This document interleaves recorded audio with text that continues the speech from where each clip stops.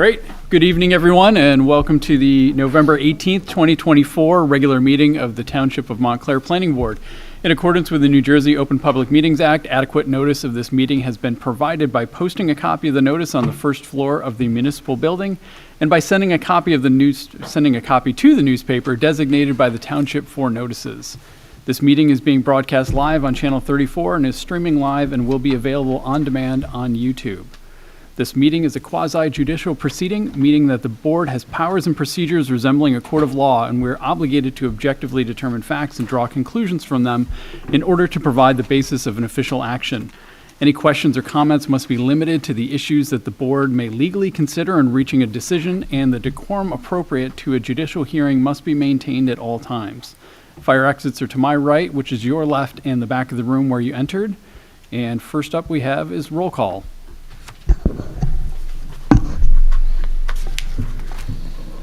Okay, Mayor Baskerville. Present. Mr. Borshoff is excused. Mr. Campbell is excused.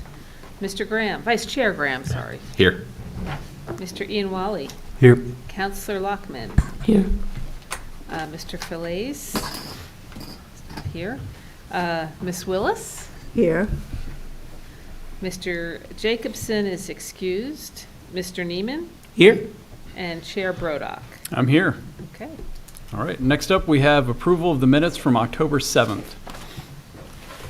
Okay, and I received comments from Councillor Lockman and Chair Brodock. And I just double-checked, and Mr. Fillets was not at the meeting on October 7th. And are there any other comments about the changes to the minutes? Is there a motion to approve? Motion to approve as amended. Second. Who second? Okay, all in favor? Aye. Opposed? Abstentions? One, me. Okay. Next up we have the resolution for application 2805, 82 Pine Street.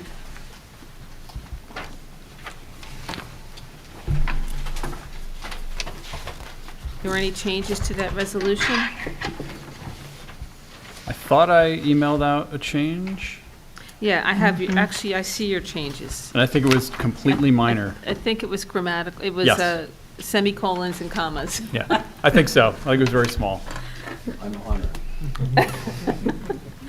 Is there a motion to approve the resolution as amended?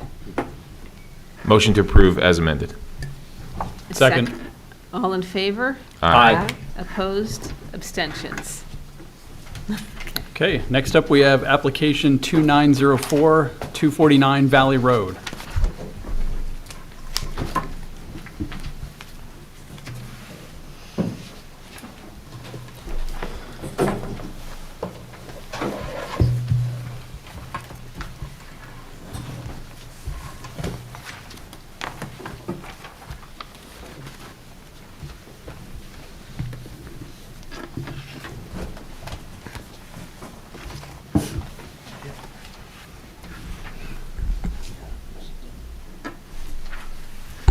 Good evening, Mr. Chairman, Mayor Baskerville, members of the board.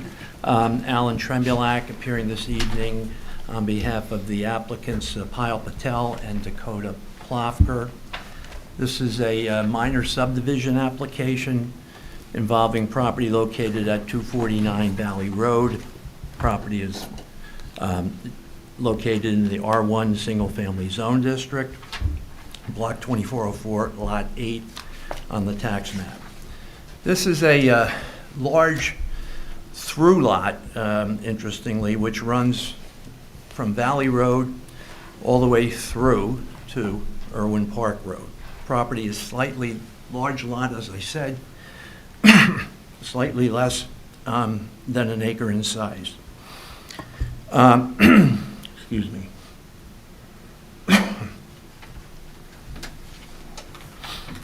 So, our proposed subdivision seeks to subdivide this property and create a new buildable lot fronting on Irwin Park Road. As you'll hear from my client, she and her husband, the owners of the property, intend to build a new house on the subdivided lot. and they intend to live in the house as their principal residence along with their young expanding family. I think it's important to note early on that this application, as Mr. Graham certainly knows, was reviewed thoroughly by the HPC a few weeks ago, which issued a favorable report stating that the commission was in favor of the subdivision with the understanding or the condition that the applicants would come back to the HPC in the future and allow HP to review and approve the designs for the new house that will be built, hopefully, with this board's approval sometime in the future. That's a condition that the applicants volunteered to the HPC, recognizing the historic importance of this property, which I'll get to in a minute.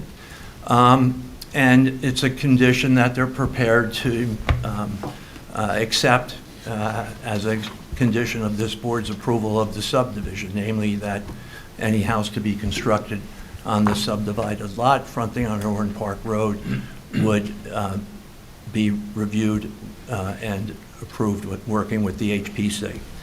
You know, and as I mentioned, while we're on the subject of historic preservation, I want to point out that the existing house on this property is one of the older homes in Montclair, dating back to 1840. It's an historic farmhouse built in 1840, which served as the homestead for the Harrison family, which operated at the time what I believe was a well-known farm in the area, growing, among other things, Harrison apples, which I understand were very popular back then. I'm not so sure they are anymore, but at the time they were. You know, the farm encompassed a very large tract of land, including what we now know as Edgemont Park, across the street.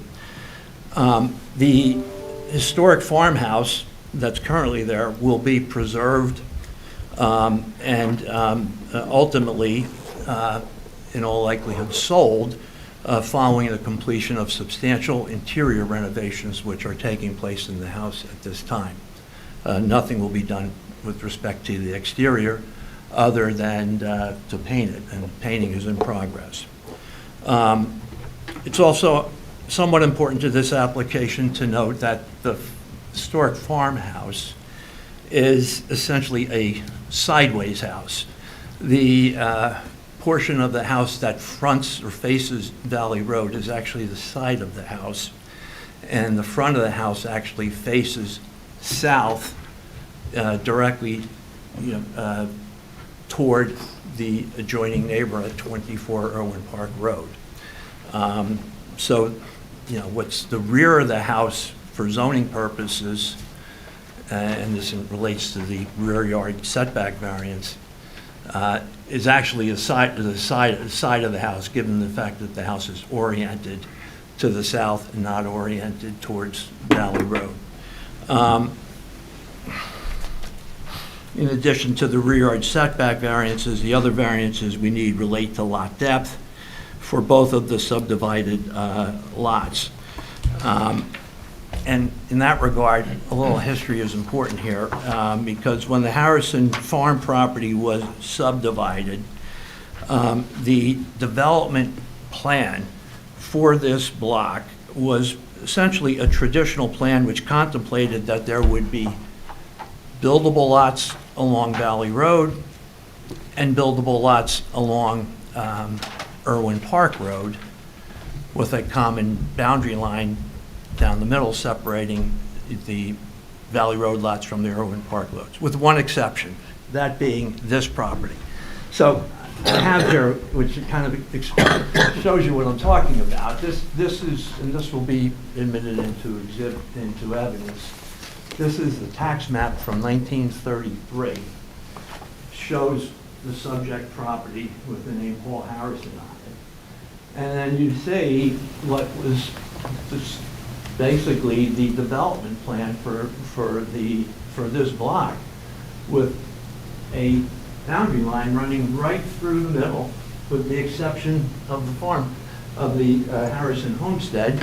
And obviously, this was carved out because they continued to live there. I think the family lived there, I think until the 1960s. So what we're proposing is to basically complete this line here and subdivide the property essentially following the line that's currently there.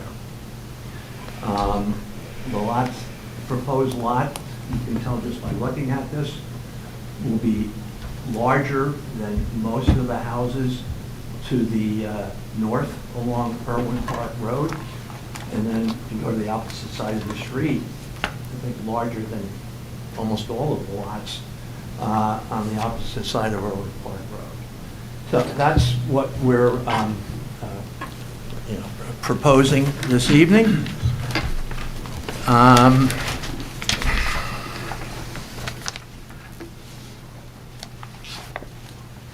Just make sure I covered everything. That's essentially the application that you'll hear this evening. I have two witnesses to present to the board.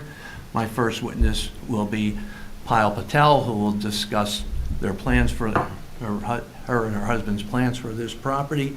And following her testimony, I'll have planning testimony offered by Michael Pessolano from John McDonough and Associates, who will testify in support of the variances that we're seeking. So, having said that, I'm ready to proceed with my first witness, although... So should we mark exhibits first? Mark exhibits. Thank you. Sure. A1 is the application. A2 is the certification of taxes paid. A3 is the proof of publication. A4 is the affidavit of service.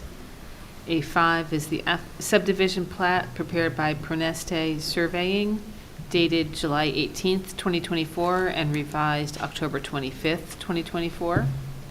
A6 is the report from the HPC, dated October 18th, 2024. A7 is the letter from Alan Trembulac, dated October 28th, 2024. A8 is the planning report, dated November 13th, 2024. And A9 is the engineering report, dated November 14th, 2024. Do you want to mark the exhibits that Mr. Trembulac has? So I can mark that A10.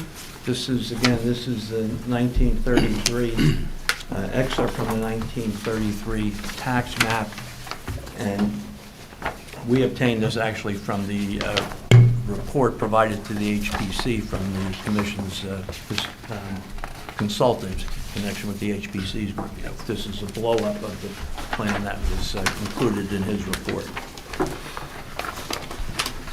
And is that what we're being given right now? Yeah. Yes. Is this something different? Well, that's a little bit different. It doesn't, All right, yeah, I would, I'll mark that as. it's also an I wasn't excerpt sure from if the it was 1933 map, but slightly different. I think this shows So a you little got it bit in the mail. more With your packet. of the area Yes. than the handout that I provided. Okay, so should we mark this separately then? I think so, yes. Okay. 11, So this A11. is this 11? Yeah, that's A11, and Mr. Neese pointed out that I did not mark into the record the report from the HPC consultant dated October 14th, 2024, which I believe you did get in your packet, and so that'll be A12. And then is there another whiteboard exhibit as well? This is actually just a blow-up of the tax map, which is provided on the Pronesti plan. I don't know that, why don't we mark it in case it does become pertinent? A13. All right, I'll be right. And Alan, what are you calling that? This is the current tax map for this property. I don't know what, when it was prepared. That's this that you have, right? A13. No. No? If we want to mark that, what Janice has, again, this is just to provide historical context. Well, then I you- provided, that's could an just- excerpt from the... You can just leave that with me if you want, that board, and I'll, Right. I'll just put it in my file. Do you want to mark that other last exhibit, Janice? This is A10, that'll be A11, is or A12 will be the tax map. No. No.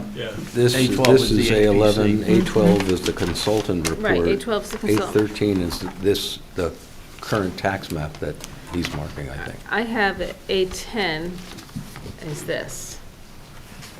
I think A10 is the board A10 is tax the map. board Oh, that. this is the same, isn't it? It's Slightly it's different. Slightly different. Oh. that's So we're going to mark it A11. separately. I missed that. Okay. So 10 is the board, A10 is the board. All right.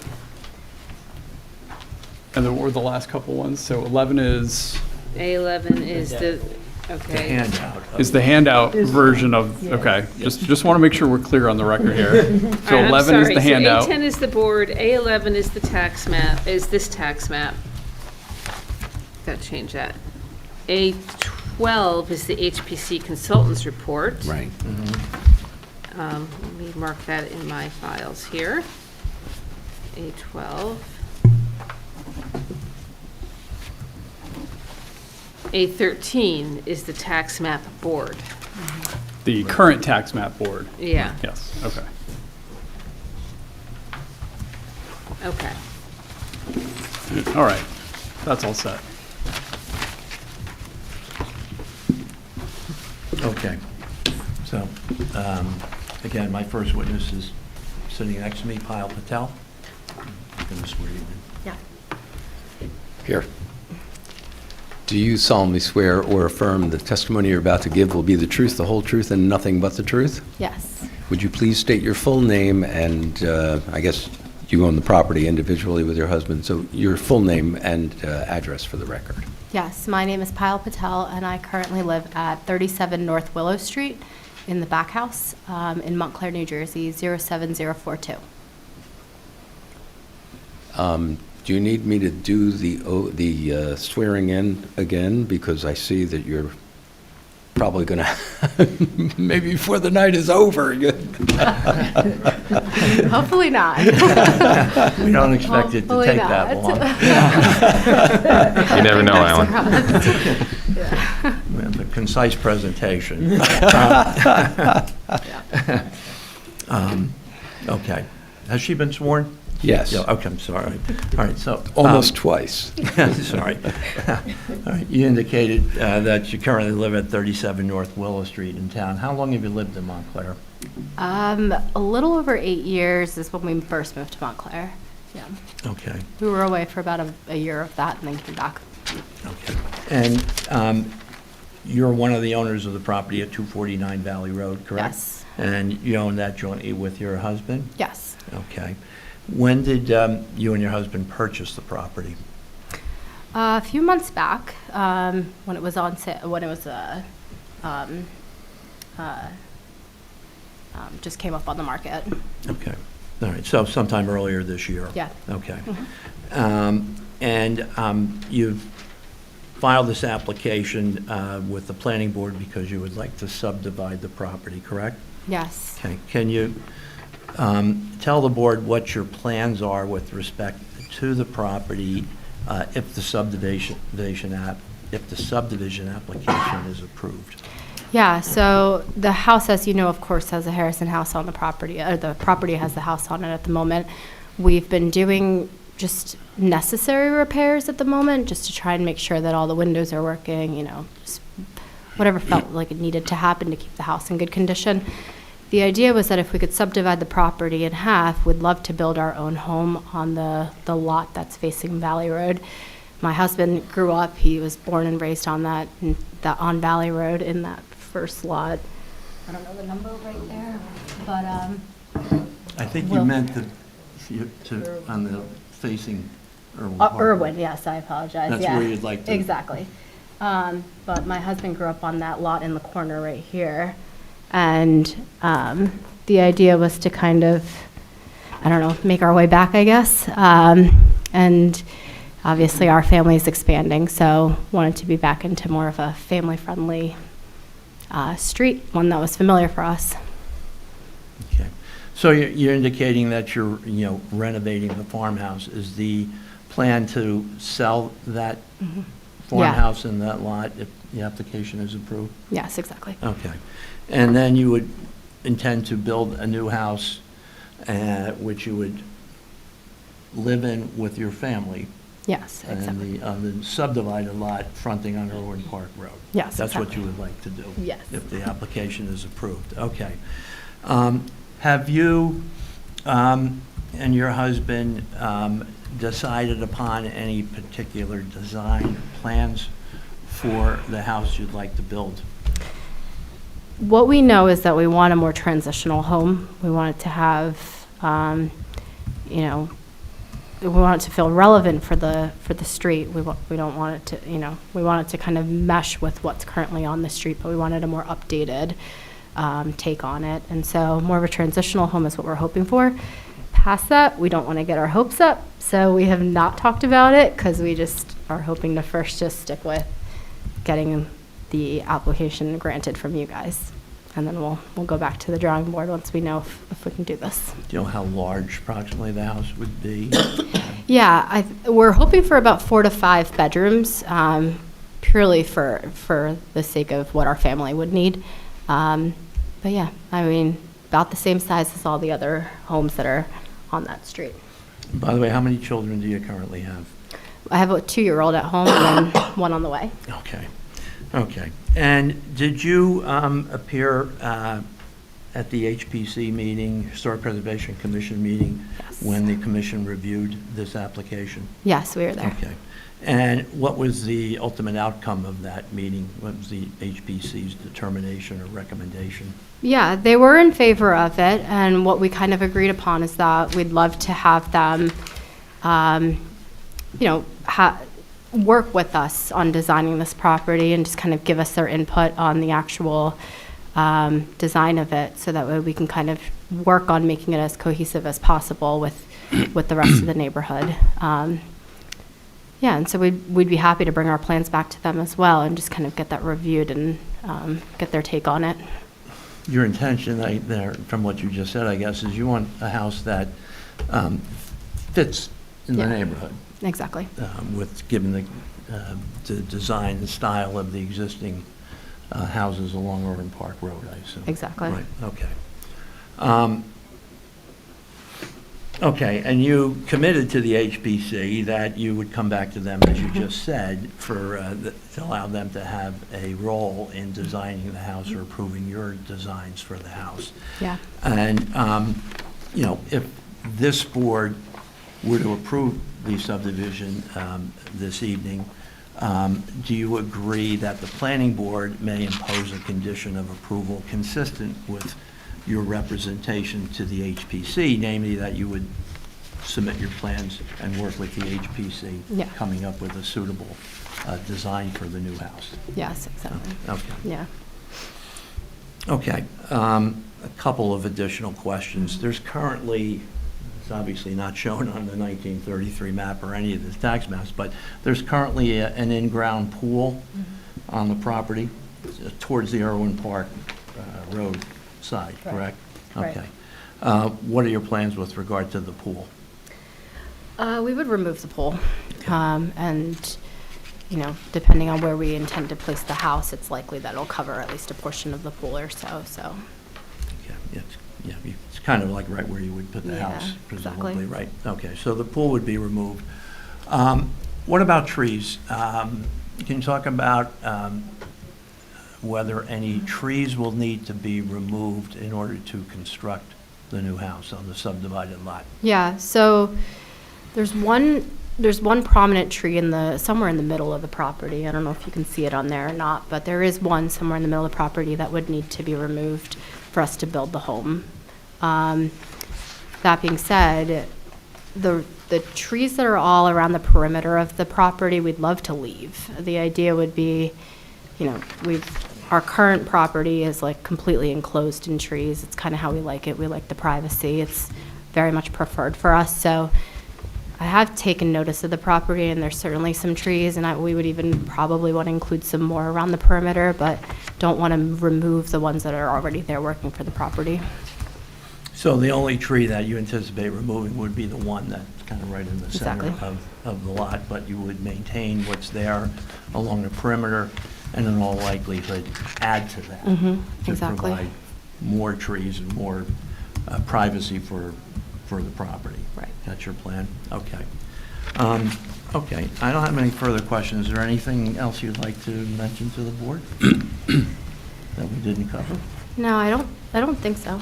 Okay, good. No further questions, Mr. Chair. Questions from the board?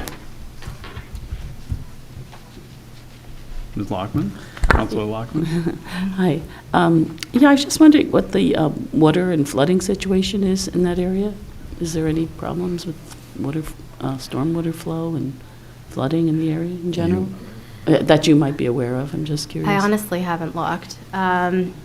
And I guess if we are granted this, we will be looking into that to figure out Yeah. what would need to be done in that situation, but I haven't looked into it. I don't know if you know the answer there. No, but maybe, maybe your husband might, having lived a couple of doors down. But Yeah. all I can say is, the property, I think, slopes from Valley Road down towards Irwin Park.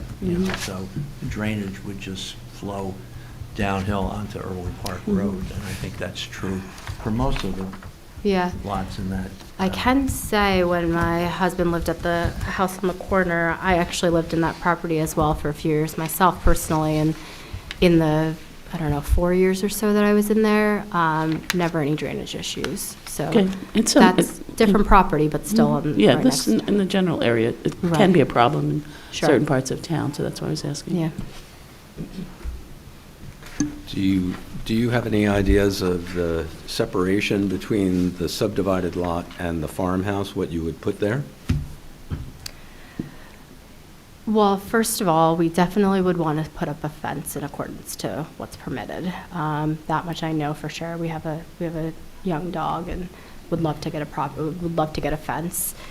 The other thing that we'd love to do, like I mentioned, is definitely create some sort of privacy, some sort of barrier with the trees.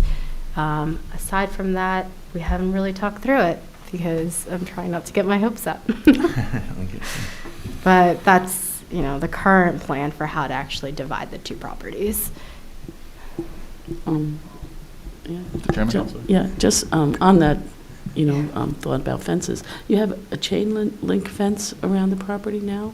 I We think I actually saw have a that. wooden fence. I thought there was a chain link fence in the front. Along Irwin Park. Yeah. Yes, on you're right, Irwin you're right, Park. you're right, yes. So you'd probably get rid of that. Yeah. Alrighty, thank you. Yes, Well, it might I be would a- prefer to. It could be historic, though. From the We'll allow that one. 1950s. It's pretty old. We'll allow it, yeah. It's pretty old. We prefer wood, yeah. Mr. Hernandez has a question, and we're going to swear him in, consistent with best practices. Agreed.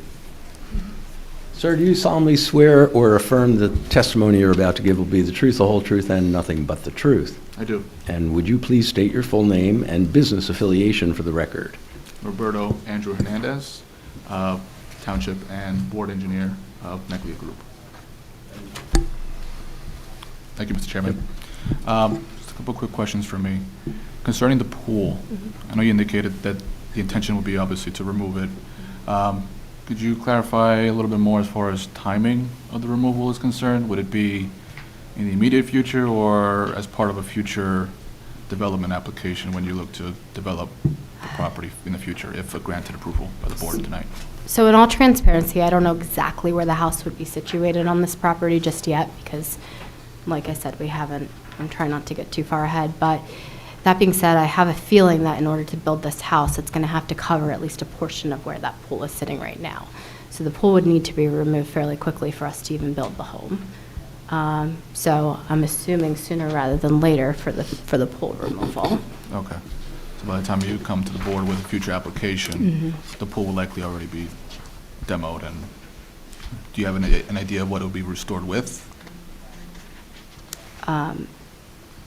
Well, I think that would be done, first of all, I don't think we would need to come back before this board. It would just be a building permit application. Okay, well, that was yeah. going to be part of my second The likelihood question. is it What- would- Yeah. I mean, it could be removed sooner, but I think in all likelihood, it would probably, be removed just before construction. Right, right. Commence on a new house.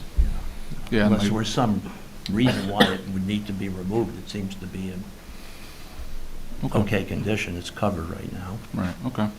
Yeah, my second question was, I know you stated it's a little early, you haven't thought too much about what the future home would look like, but you did indicate about 4 to 5 bedrooms. I was just wondering if you envisioned any potential need for future variance relief for the construction of that home, side yard setbacks, Yeah, things of good that question. At the moment, we're thinking, well, we probably won't want to kind of design it based on what's currently permitted. Okay. I don't anticipate needing it. The lot's fairly large, and it looks like all the other homes were able to make it work, so I'm assuming we won't have any sort of issue there either. Okay. Thank you. No further questions. Mr. Hernandez, you had something in your report about an easement regarding the utility pole and overhead wires. Yes, wasn't sure if you'd be the right person to ask that or not, but thanks for bringing it up. There are a couple of overhead wires that are shown in the survey, which seem to service the home currently. Would there be an objection to formalizing easements for continued use of those utility services? I think I should deal with that. I mean, if an easement's required, we'll provide it, but those lines have been there for I don't know how long. And I don't think there's any intention to relocate them. Well, I think the issue is it may not have been needed before because it was a single lot. Now we're separating the lot. Oh, There'll be two different ownerships. Over both lots? Is that? Yeah, in case there's any need for maintenance in the future, there should be some kind of We- formal easement for that. Yeah, we can provide a simple easement. Okay. for the What's lines. the difference if it goes over one lot or two? I don't follow that. I mean, this is to service a private home, right? Mm-hmm. And the easement is going to be just across one property, and it's not going to lead to anything. What do you? Because the service line goes from one property to the other. So if, Well, how do we know that? I mean, because it's shown on the survey. I'm sorry, I just don't follow the need for it.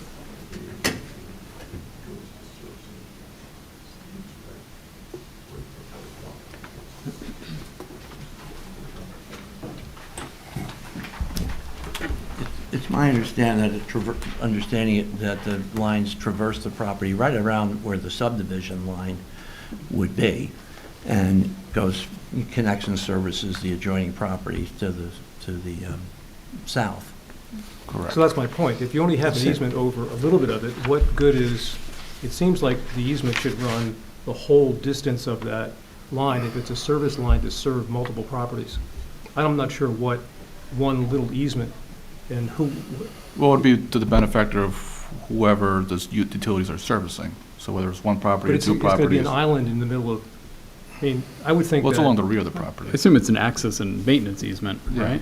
but how does one get to it? You have to cross over private property to get to this. Doesn't the utility company, have a blanket easement for lines? Where they exist, and these lines are not new by any means. No, but by state law, I think. I mean, these are older lines, like most lines in town, and I don't think you find recorded utility easements for most properties in Montclair, to my experience. And again, we're not doing anything to change what's there now, other than subdivision, so the lines are there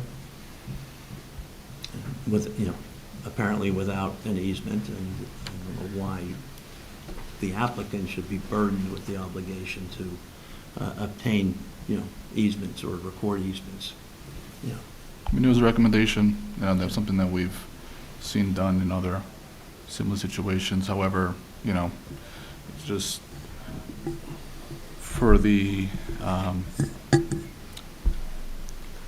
prospects of a future maintenance issue being required, if there's separate ownership between the two properties and access is required from one property to the other, you don't want to run the risk of necessarily being denied that access. All due respect, I still don't understand that. I apologize, The easement would run Okay. on, I mean, where you're creating the subdivision, there's going to be a new property line. Are you suggesting that the easement run across that property line in the back, or where would this easement be? Along the existing overhead wires I'm sorry, where are the overhead wires? at the rear of each proposed subdivided lot line. So they run parallel to the new subdivision runs line through. between the two lots? But there's two lines. There's one that runs roughly parallel to the proposed lot line. So I'm looking at the subdivision plat as revised. I don't remember which exhibit that is, but looking at that plat, there's one line that runs across what'll be the backyard of the new lot if it's approved, roughly parallel with the proposed lot line. Then there's a second overhead wire that runs from, it looks like a pole near what would be the left-hand side or the southern side of the new property to the existing Harrison house. Oh, those are the feeds to, those are the feeds into the house. Right. No one has easements for those. Right. That's just the line that goes from the power line, the main power line to your house. There's never an easement for those, unless I'm wrong. This one's crossing multiple properties. I don't know if that was the difference. I mean, I would assume there's no need for an access agreement. It goes right from the street pole into the property. Ms. Talley? Let's go along behind, in the backyard. If the main line is in the backyard of these properties, for all of the properties, I mean, that's typical in Montclair. Right. Right. They run them in the backyard, so I don't know if it's not just the line to the individual properties, it's the main line. For everybody. And it feeds off that.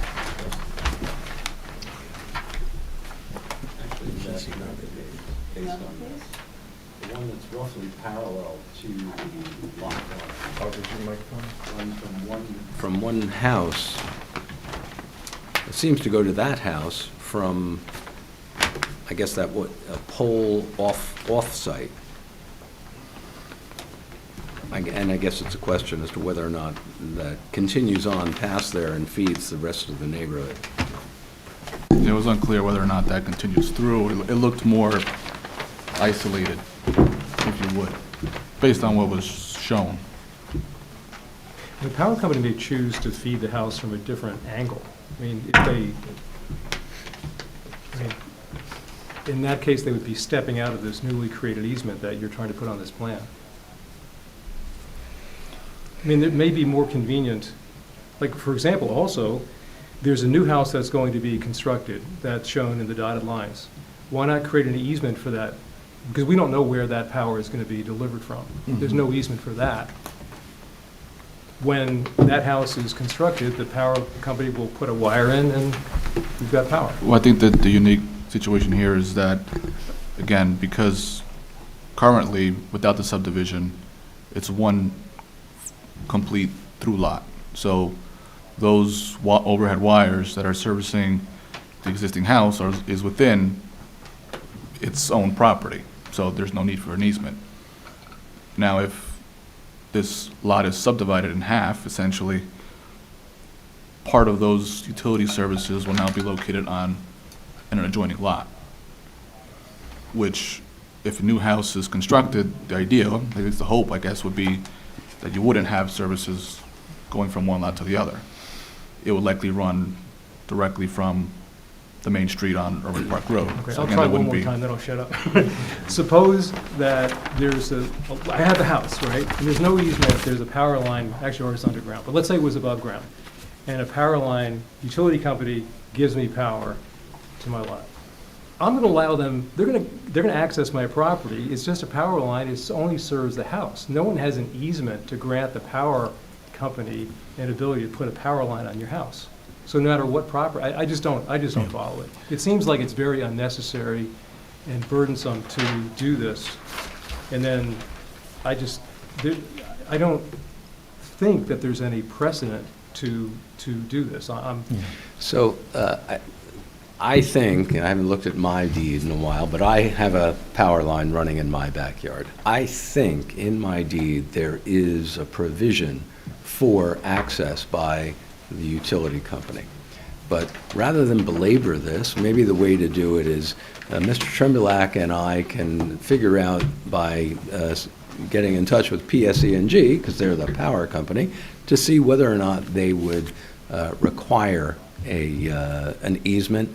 And then, depending on how that works itself out, I'll put it in the resolution or not, as the case may be. Yeah, but- we can discuss it and I'm sure work it out like we do with a lot of issues. But I had a question for Norberto.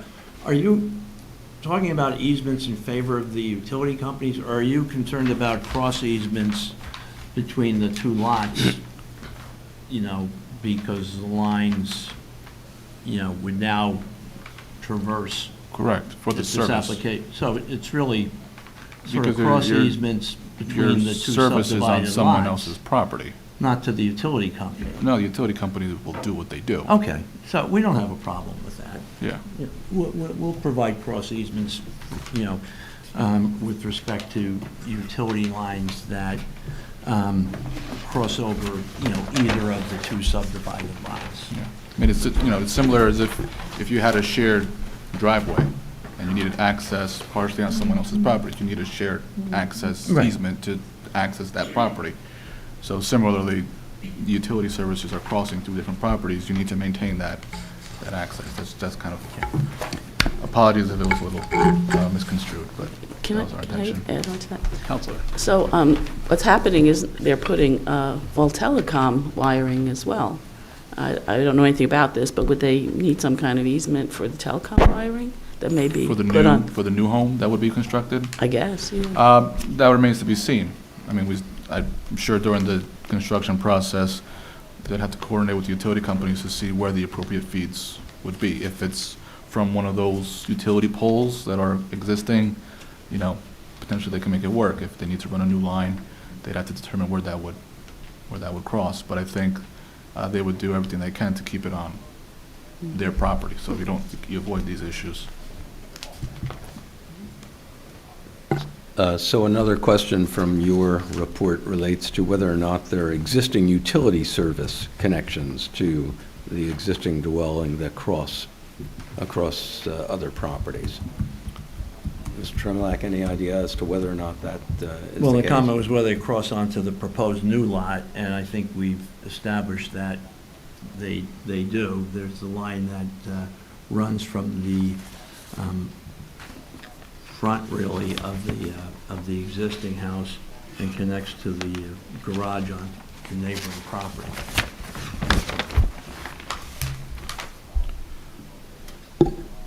As far as other services such as water service, your natural gas service, I assume those are connected directly in Valley Road?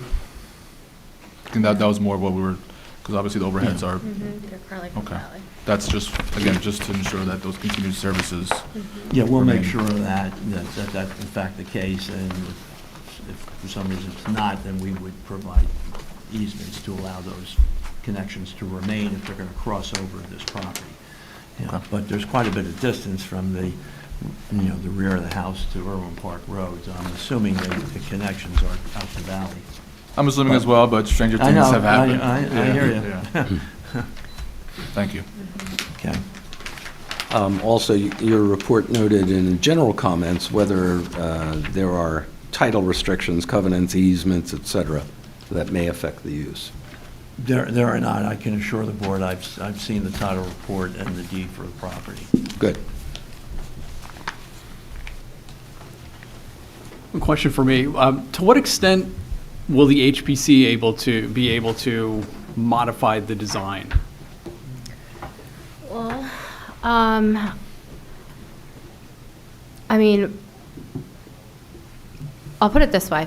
I'm not the most well-versed in, I don't develop this stuff for a living, so I really would love the input. I'd really love to understand a little bit more about how to make it work and make it congruent with the neighborhood, so I don't claim to be an expert at this. I would like the opinion. I welcome it. The more you give, the better for me, so. So not just Yeah. architectural details, but height, layout, Yeah. size, all of that is on the table? Yeah, I mean, I would say so. Could I make a Well- comment on that? Because I was looking at the report from the Historic Preservation Committee. And it says the commission recommends that the planning board create a condition for approval that allows the Historic Preservation Commission to have design control. So that's a pretty strong. It sounded like it. I just wanted to clarify with the witness and the owner that that's correct. I think we're really talking about exterior design, what's visible. That's our Right, purview. that's Our exactly purview is what not the that's what we're interior. concerned about. I don't want to know where the kitchen goes. They're going to require it to be built with too few outlets. Yeah. But we do have, a number of architects on the commission who are well-versed and could provide very useful input. So I assume that means that the design of the exterior of the house will be subject to the approval of the HPC? Or the approval or advice? I'll be completely honest. I want your advice. I really do. I mean that wholeheartedly. But I don't know where this is going to go, and I don't want to say that I'm giving full ownership of how my house turns out looking like to everybody else. Like, I really want to say in my own home, I'm not going to lie, so. Okay, so it's for the advice. of I would the really HPC. love the advice, yes. What she's asking for. I So wanted- that's different than what we heard. That's I very know. different from what was, yeah. Correct. Have design approval Yes. on the new construction.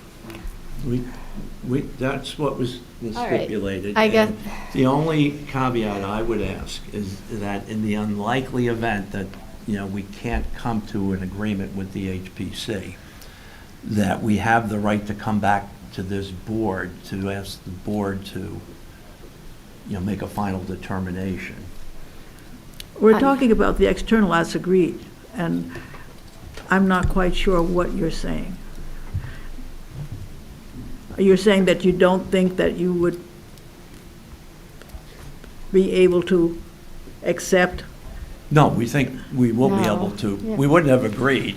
Here, I The have- applicant wouldn't have agreed to that condition without feeling confident that they would be able to come up with a suitable design that was acceptable to the HPC. Yeah. Alan, I have a suggestion. Yeah.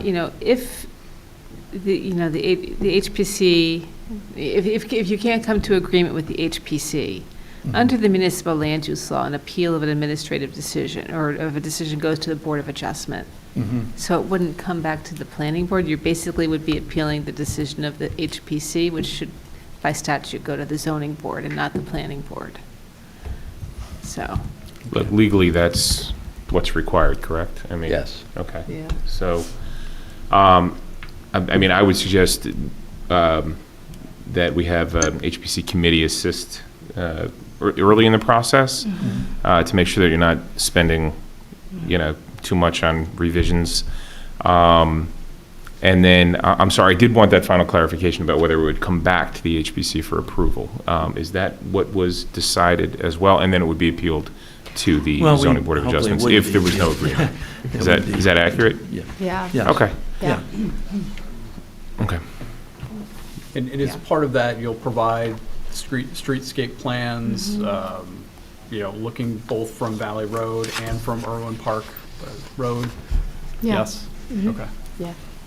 Whatever HPC needs to. Right, make because an it looks like there's an informed review. elevation difference between, the Irwin Park Road new lot and the existing lot. And so, one of the things that came to my mind was, will this new building, new home tower over the historic structure? And so I just want to make sure that And it HPC would is aware also- of that and would be able to evaluate that appropriately at their time of review. That's one of the review criteria is how a structure impacts the original structure, but I think, or building. But I also think in this instance, because you're talking about a historic district with Irwin Park, it would be, and also in comparison to the other homes in the area. So it wouldn't want to be something that dwarfs the rest of the Irwin Park community. And I don't think you all want that anyway, but that's something that would be part of the review. Yeah, I wanted to feel cohesive with what else Right. are. In So. terms of the height, I believe the farmhouse is on the highest point of the property, and everything slopes down from there. And I know the property slopes towards Irwin Park Road, so if we built the height to the maximum 35 feet permitted for a single-family house, there's no way that that could possibly be visible from Valley Road. It's tough to tell because, when you're on Irwin Park, it slopes up to some peak. And without the topography that we ask for, it's really hard to tell that. So you might be right, but I don't have anything that shows that. Understood. Given that there is a pool there, I would think it's probably likely that Mr. Trembulack is correct, but that is something, again, that we will, I would agree. that we will take into consideration. Counselor? Isn't traditionally the HPC only concerned about the street-facing side of the building? It depends on how visible the other areas of the property are. So it doesn't necessarily just pertain to the street-facing portion. Okay. But in any case, the applicant has agreed to give Yeah. design Yeah, approval. yeah, I get it. I just. Well, that was part of what the application did agree to, I thought, given the HPC take on it. There was another question I had, and this has to do with your memo, Janice, and that is that you say that the application is incomplete, and you say that part of that being incomplete is C, that the existing and proposed principal building or structure and all accessory buildings or structures are required to be, what does that mean in terms of this application? Are you talking about my? It was the first memo, I believe. October 18. Yeah, my October Yes. 8, my November 13th memo deemed it complete, because they asked for waivers for all those, that's the letter that I received from Mr. Trembulack, asked for waivers from all those submission requirements. So by asking for those waivers, they addressed the completeness issue, and on November 13th, I deemed it complete. Oh, okay, because I'm looking at November 13th memo, that's what I'm looking at. Planning considerations on The page. November 13th, up at the top, it says it's complete, unless I, It doesn't say it on the one I have, maybe it's just that I didn't.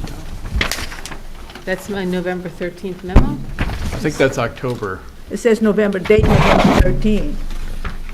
Oh, it's interesting, but the page you're looking at the top says October.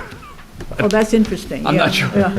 You're right, it says both dates. I don't know what Maybe happened. are perhaps both memos Combined. stapled together?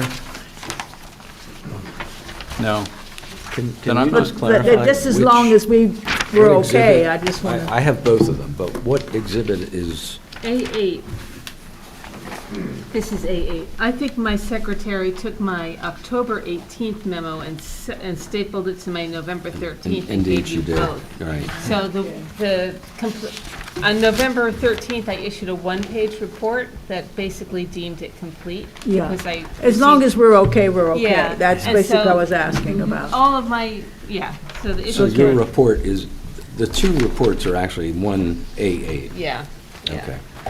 Okay. The only issue that I had, and I asked for is, can you provide the calculations for average lot depth? I thought those were provided on the amended plan. It's not on the amended not? plan. A number is provided, but how it's calculated was not. Okay, we'll certainly provide that. That was all I wanted. I thought that had been included, but, okay. Other questions from the board? Sorry, but just for clarity, if approved, will our conditions say that the planning board creates a condition for approval that allows Historic Preservation Commission to have design control or design approval? Approval. We said approval. We're going to stick with Yeah. approval. Okay, thank you. Any other questions from the board?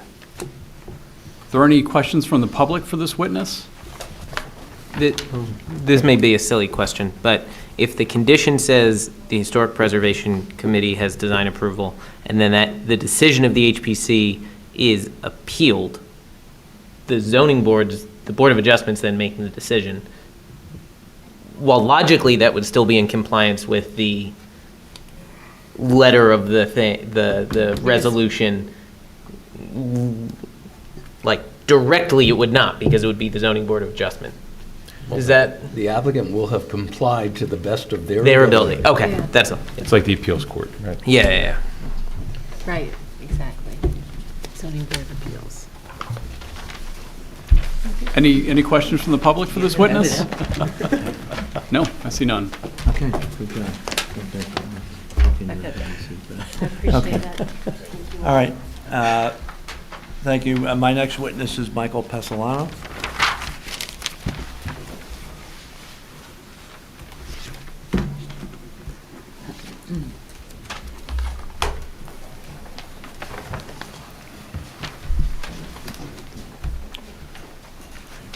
Sir, do you solemnly swear or affirm that the testimony you're about to give will be the truth, the whole truth, and nothing but the truth? I do. Would you please state your full name and perhaps spell your last name, if you wouldn't mind, and your business affiliation for the record? I will. I'm Michael J. Pessolano. Last name is spelled Pessolano.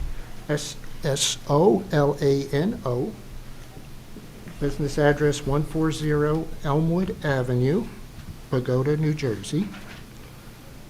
I am a colleague of John McDonough, who initiated the planning preparation for this, which I took over in preparation for my appearance tonight. John McDonough is a licensed professional planner and landscape architect.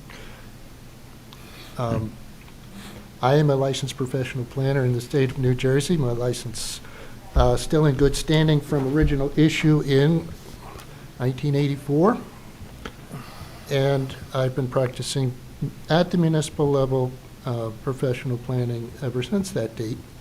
And since this is an historic application of sorts, would you please indulge me to give you a little history? In 1980, I was in the same shop with your former planner, Karen Cadis, before she was licensed.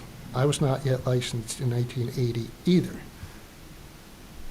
You know the rest of the history. I then worked with Janice Talley in her shop at H2M Associates when we were both employed there. This is the only board that would care about that story, so I wanted to share it with you. Thank you for listening. Okay. But that covers a little bit of my history. I've been an in-house municipal planner. I've been a consulting planner to half a dozen or so municipalities in northern New Jersey as municipal planner, board planner, and now in the latter part of my career, almost exclusively appearing as an expert planning witness before planning boards and zoning boards. Never rejected as an expert witness yet. So far. The board accepts his qualifications as an expert in the field of professional planning? Yes, we will. I think all we really wanted to know whether your license was current. That's about it. No, actually, I appreciated the history. I thought that was helpful. In that case, I move to approve. Shorten this. Okay, Michael, why don't you begin by just explaining for the board what you reviewed in preparation for your testimony this evening? Sure. I reviewed the application materials as were provided to me and also available on the municipal website. I visited the property in person. I looked at it remotely before doing that. I visited with the relevant portions of the master plan last updated in 2020, last acted on in 2023, the land use and circulation unified plan, that is. I also looked at the relevant zoning regulations that apply to this proposal. And in so doing, I informed myself about my charge, which is to evaluate the application from a planning perspective to determine if the criteria are met for the requested relief. Okay. Did you prepare exhibits to assist you in your testimony this evening? Well, I did reproduce the exhibits. They were prepared by John McDonough's office. Okay. And shall we mark them as A14? Is that the next number, John? I think so. What I have in my notes. That's a 5-page, yeah, and I have copies for all the board members that You do Janice can too? hand out. Yeah, I did too. So, Okay. well, better to be safe than sorry, we both All did. right. So that's A14, and again, that consists of 5 pages, which I'm sure Mr. Pessolano will review as he goes through his testimony this evening. So, Michael, I assume you'd like to start with a discussion of the application and the particular property that's involved? Yes, I'll do that in tandem with the exhibit discussion. So Exhibit A14 is now my focus on sheet 1 of A14. It's a 5-sheet set. And on sheet 1, a lot of information transmits very easily on this image. The subject property is shown within a solid gray outline on sheet 1 of A14. And it shows not just the complete Lot 8 in its current state, but it also shows the dividing line that's proposed in this minor subdivision very faintly, but it shows it generally behind the existing farmhouse structure.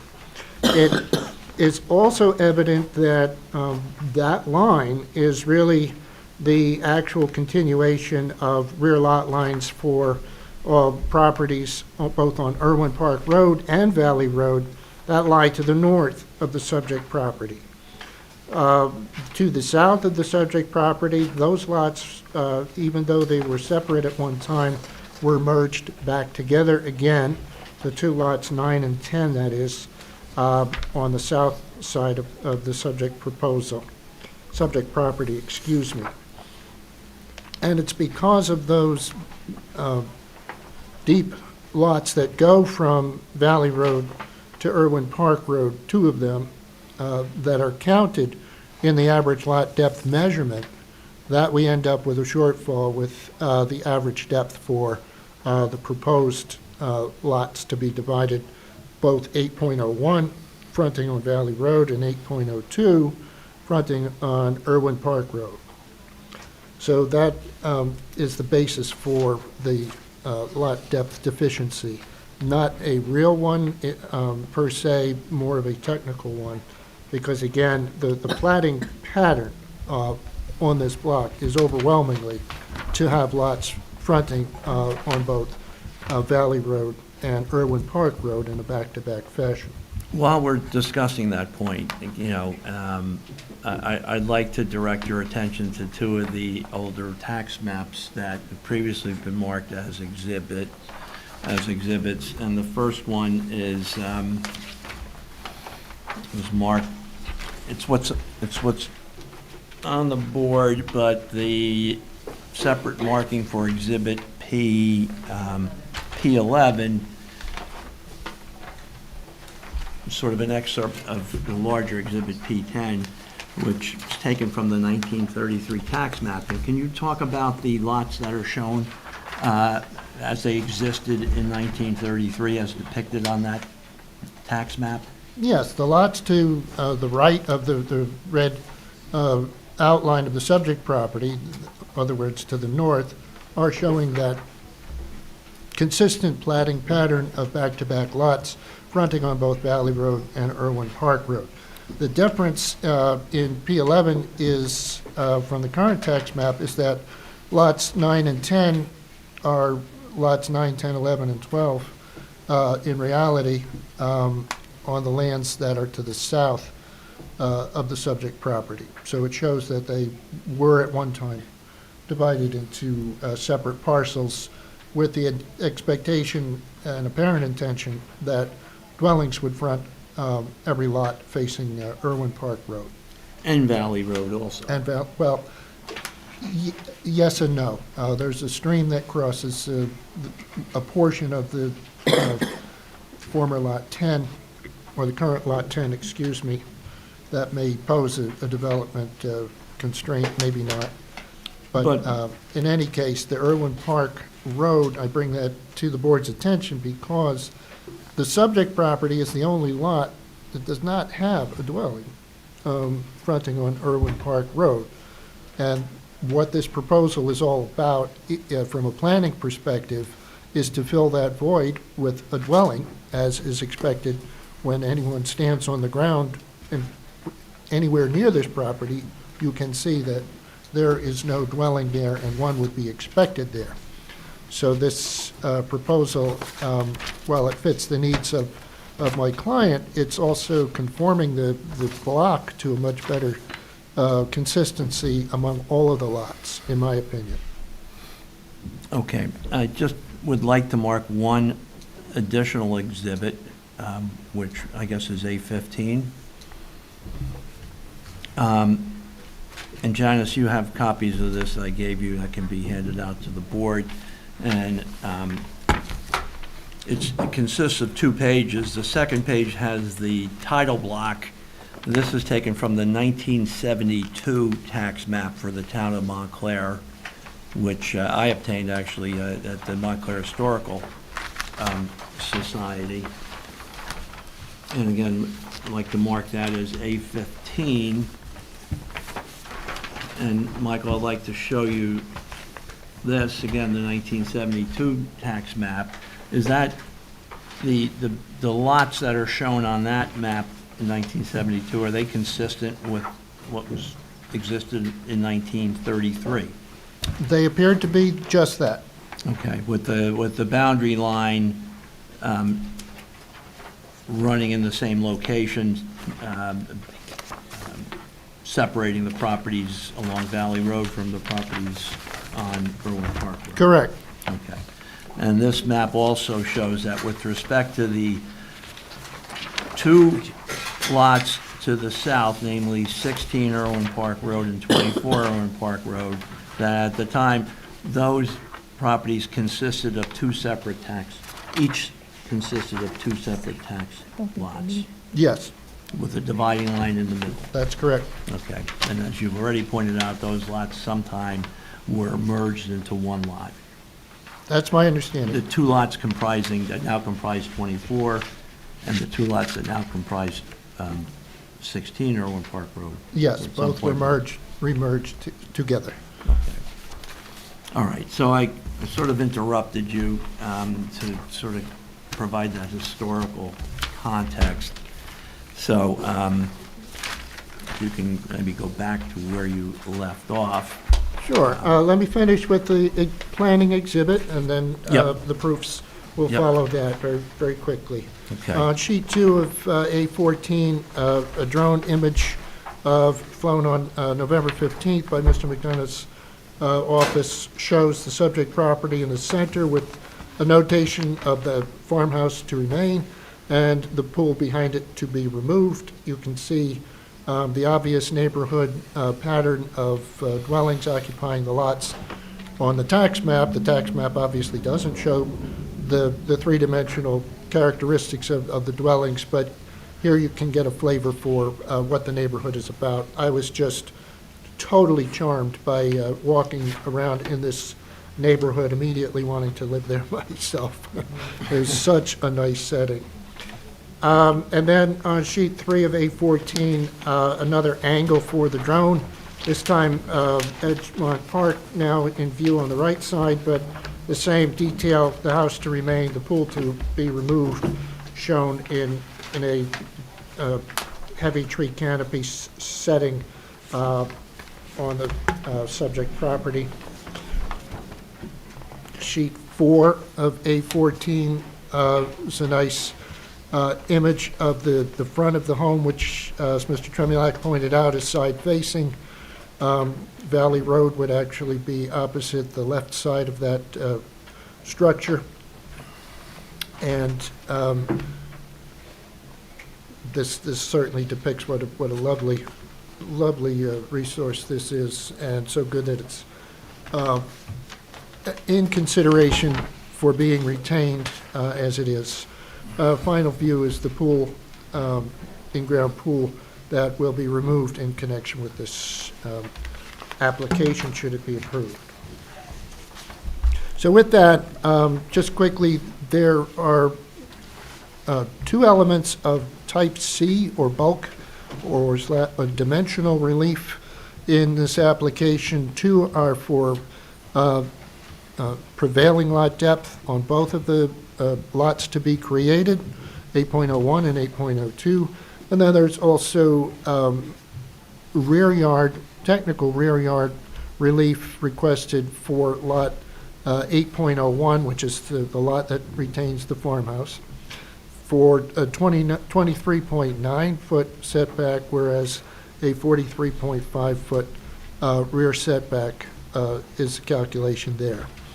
In this particular case, because of the rotation of the dwelling, the farmhouse to be a side-facing, it effectively creates a side yard where the rear yard is typically measured for what the board may see in that. This application was evaluated under the C2 weighing analysis, also called the balancing test, where it's evaluated whether or not it's a better zoning alternative or the benefits outweigh the detriments if the relief that's requested is granted. The umbrella, the backdrop rather for this evaluation is the Pullen case, Pullen v. South Plainfield, which posited that the boards are advised to look at the application as a whole, not individual elements of requested relief. Do they each individually meet the criteria? It's the application as a whole that needs to be found to outweigh the detriments of the application as a whole. So the positive criteria involve two measures. One is to determine, is it a specific piece of property? Very much so. This is a very special piece of property, unique in so many ways. I think you get that. I will answer any questions about that if you wish. But the second part of the positive criteria is to see if the project promotes any of the purposes of the municipal land use law under 40:55D-2 purposes. And it does. There are four purposes that this application squarely promotes, in my opinion. One is purpose A, which is to promote the general welfare.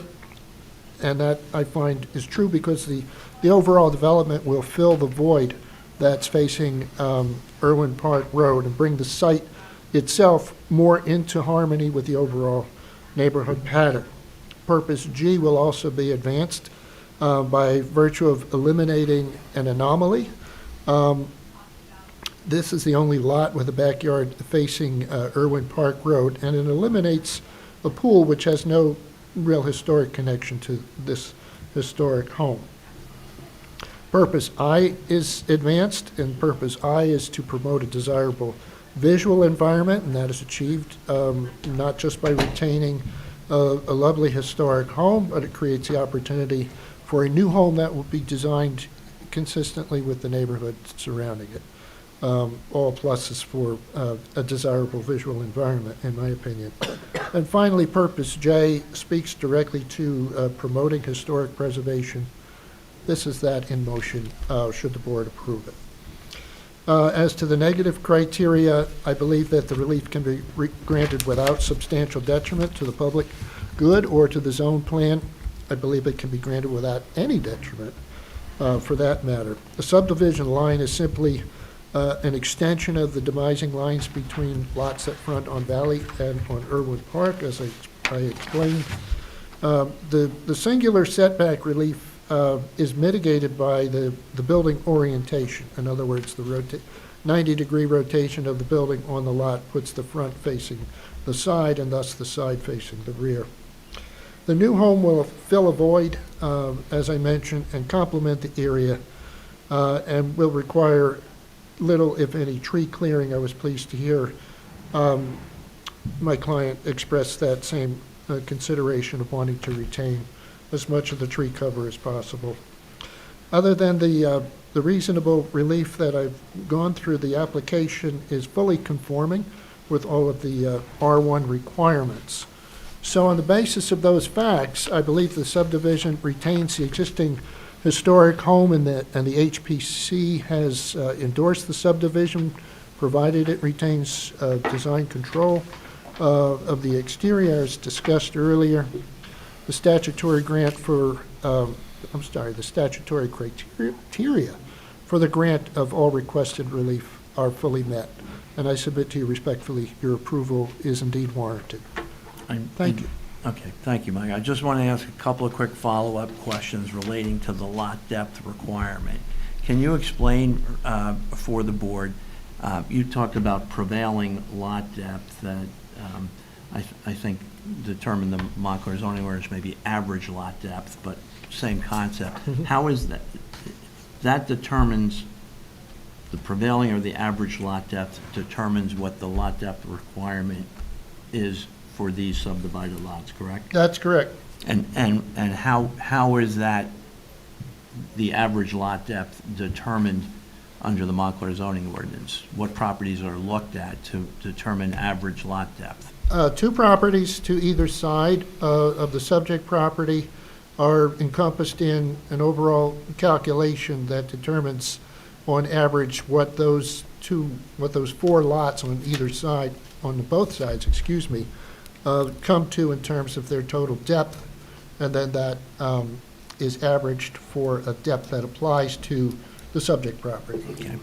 And as we've already discussed, the 2 lots to the south of the subject property are now through lots because of the fact that the lots were merged sometime in relatively recent history, Yes. correct? And because now those are long through lots, that's what was, those lots have to be taken into consideration in determining the average. That's correct. Okay. If those lots had not been merged hypothetically and they were still as shown on the 1972 tax map, would there be any requirement for lot depth variance? I believe there would not be because it represents, that 1972 view represents fairly consistent lot depths. Because you had a dividing line basically consistent with the dividing line to the north Yeah. of the property. You didn't have shorter depths and then greatly larger depths. You had a fair consistency among all of the lots taken into account in the calculation. So it's fair to say that the only reason there's a lot depth variance required is because of the merger of those Yes. lots to the south. Correct. Okay. Okay, I think that's all I have. No further questions. Thank you. Question from the board. Oh, I have a question. There we go. Okay. If the lot to the, I guess it's the south, which had been, initially was 2 lots, and then was no longer 2 lots, if someone, the owner of that property came and asked for it to be split again, they saw that, this lot assumably was approved, and now they see that, hey, I have the potential to, once again, subdivide my lot. My question is this: because of its proximity to the river there, is there a wetlands prohibition from them building on that lot? I am not a wetlands expert. Okay. I won't go near that question with I know an it's just answer, totally hypothetical, because but I'm not qualified to Okay. answer it, thank you. basically. But I did take a look at that situation, and I believe that would be negated by the width on Valley Road. 80 feet is required there. I don't think that lot would achieve that. How wide is it on Valley Road? You talking about this lot here? Yes. Yeah. That image is blurred. I mean, it's not that relevant, but I'm just curious if someone sees the precedence of subdividing this. and- We were on the same page with Yeah. that very thought. 78.4 feet appears to be the tax map measurement. Actually, I think it's 77.84. Yeah, right? Well, actually, it might make it because there's another 22-foot section there. So I don't know that there would be a constraint, per se, on another effort to divide there. Okay, another question. So you say that the old farmhouse is angled with the front of it being on the south, and therefore this property abuts its side yard. But what is the side yard measurement that's required? It's either 6 feet or 10 feet. Okay, thank you. You're welcome. And the last thing, did anybody talk to the neighbors about this proposal? I will have to defer to others on that one. I think my clients have talked to some of the neighbors, and I think there may be a neighbor or two here. Okay, thank you. to Just speak asking. to the application. Yep. Thank you, that's it. Thank you.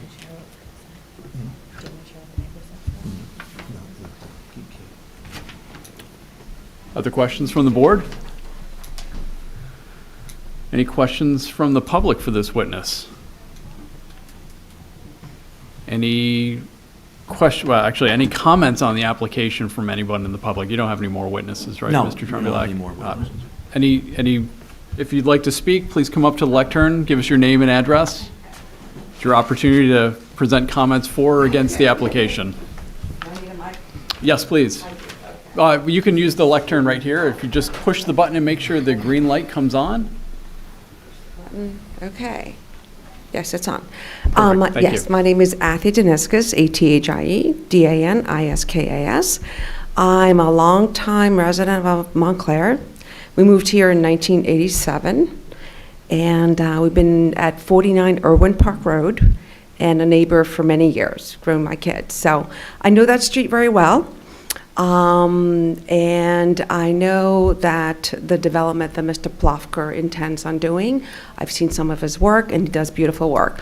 And I know the house very well because I represented the listing of the Jocelyn house just recently, and I know that home extremely well. And that yard in the back hasn't been taken care of. There is a chain link fence. We walk down and up that street, and a lot of people do walk.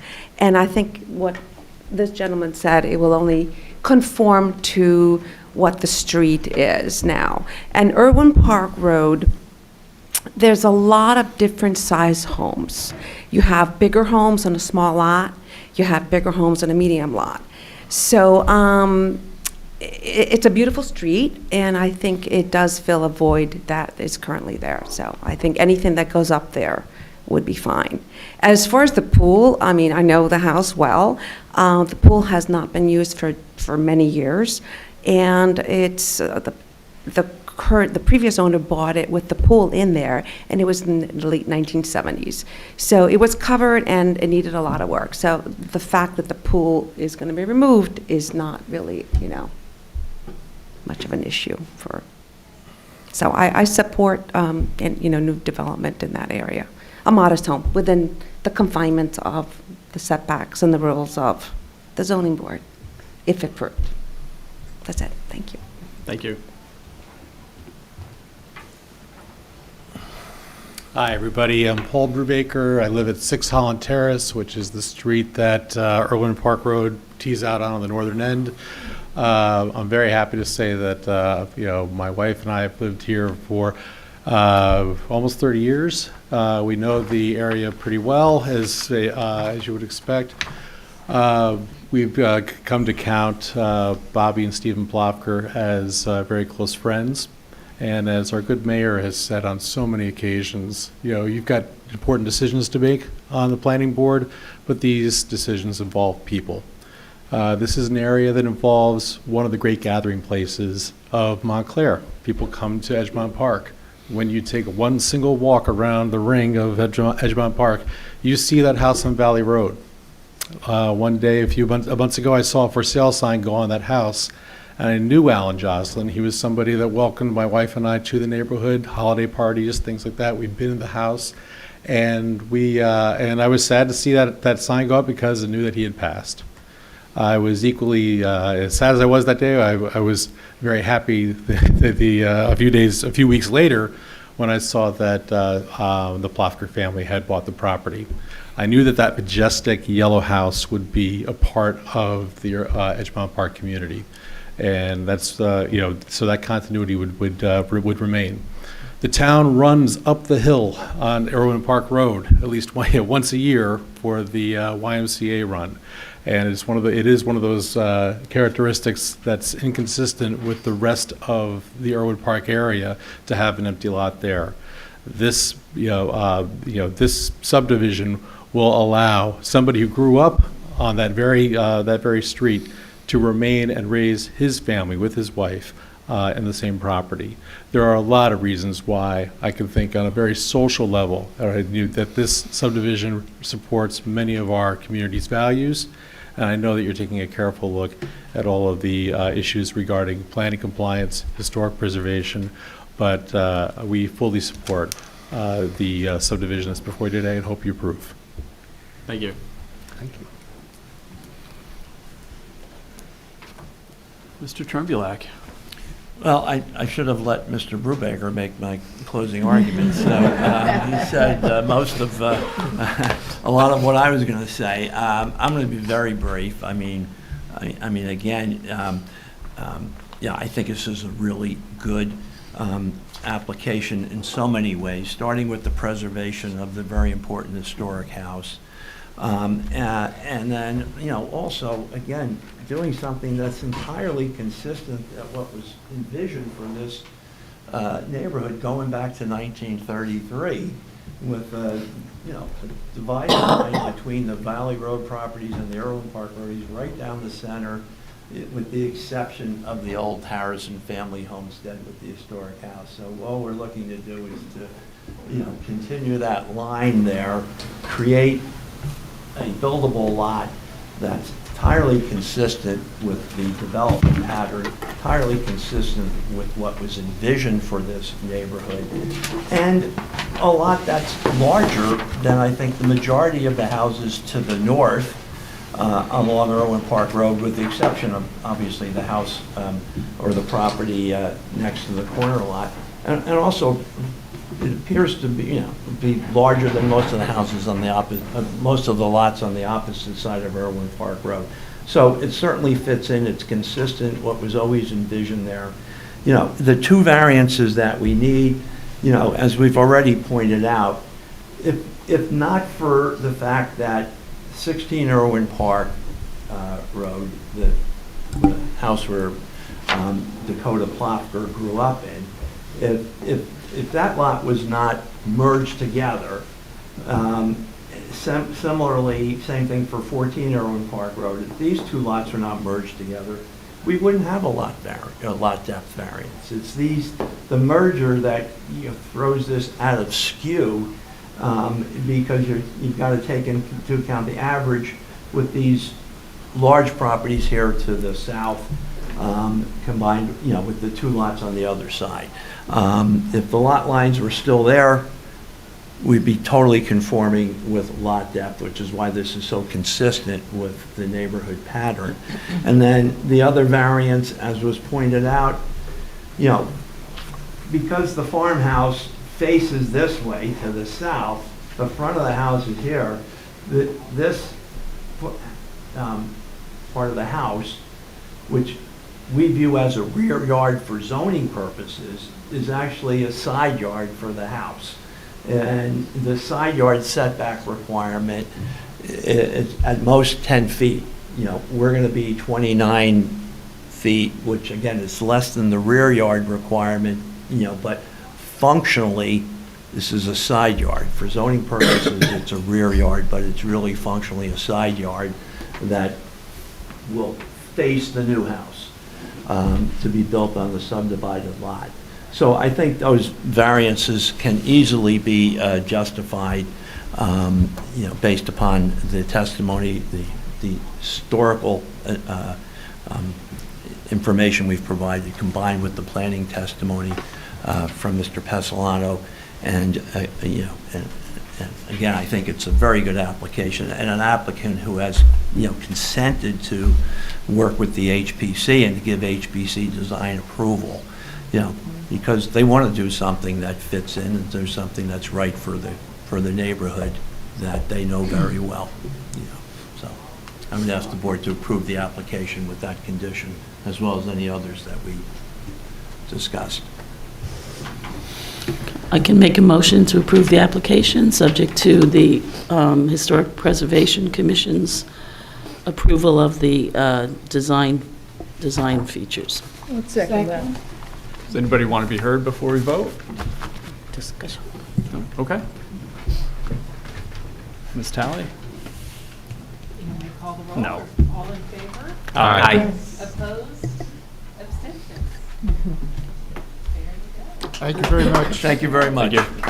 Thanks. Good job. Okay. Next up, we've got the council referral for the ordinance to regulate small cell wireless facilities within the Township Rights-of-Way.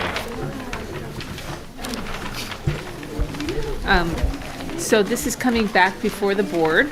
It's been officially introduced by the council.